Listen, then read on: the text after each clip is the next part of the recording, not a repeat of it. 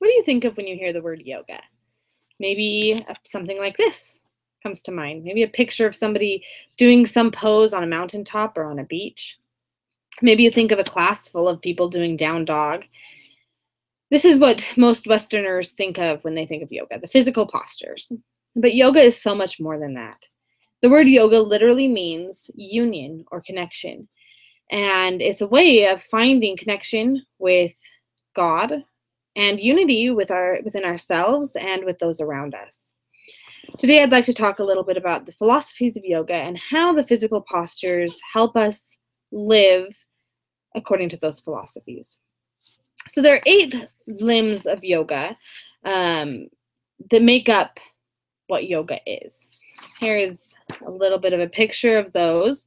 It starts with yama, which are rules regarding our conduct with ourselves, our ethical behaviors. There's the niyamas, which concern our code of conduct with others. The asanas, which are the physical postures. Pranayama, which is breath. And then there's pratyahara and some of the other ones. And these include meditation, withdrawal of your senses, and ultimately enlightenment is what it comes to. I'd like to talk a little bit about the first two, the yama and the niyama, because it is said that before you begin a physical practice of asanas or the physical poses, you have to be living an ethical life.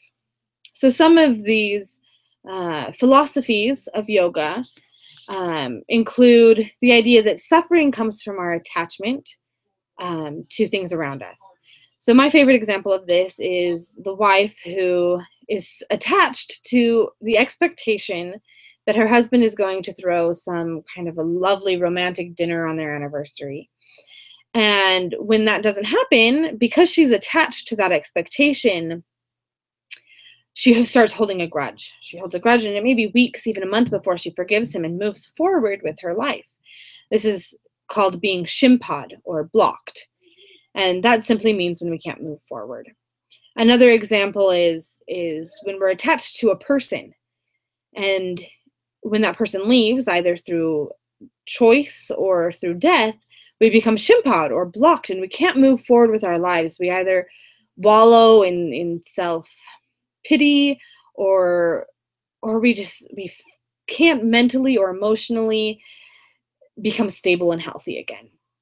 These are some extreme examples, but we all have attachments to things and items and people, and these attachments can bring us suffering. Another philosophy of yoga is the idea of non-judgment. And in our culture, in our world, we tend to judge everything. We put labels on people, on food, on actions, on situations, to the point where we are so separated and disconnected because we've put everything in little boxes. And the idea of non-judgment in yoga is to get rid of these labels, to realize that we are all connected. We are all human beings. We are all part of the same species. We all have similar emotions, similar experiences, and we're all connected, really. And we have to stop judging ourselves and judging others and putting people in boxes, because that is an illusion, the idea that we are all separate. These are just a very small portion of some of the philosophies of yoga. There are many, many, many more. But these are a few of my favorite.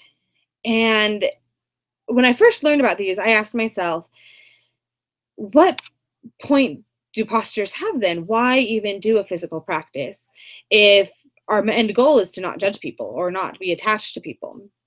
And the reality is that these postures help us to incorporate these in our lives. When we're doing yoga, we have to stop judging ourselves.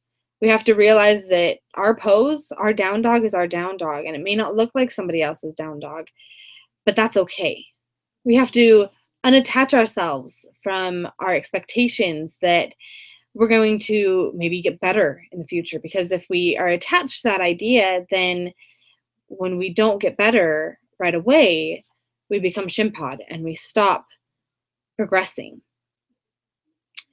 These are just a few ways that the physical postures help us in creating union with ourselves and with God.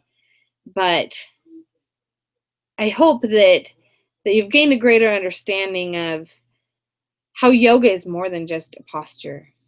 I hope that when you think of yoga now, you don't just imagine somebody on a mountaintop. Maybe you imagine somebody walking through their life without judgment, without attachment.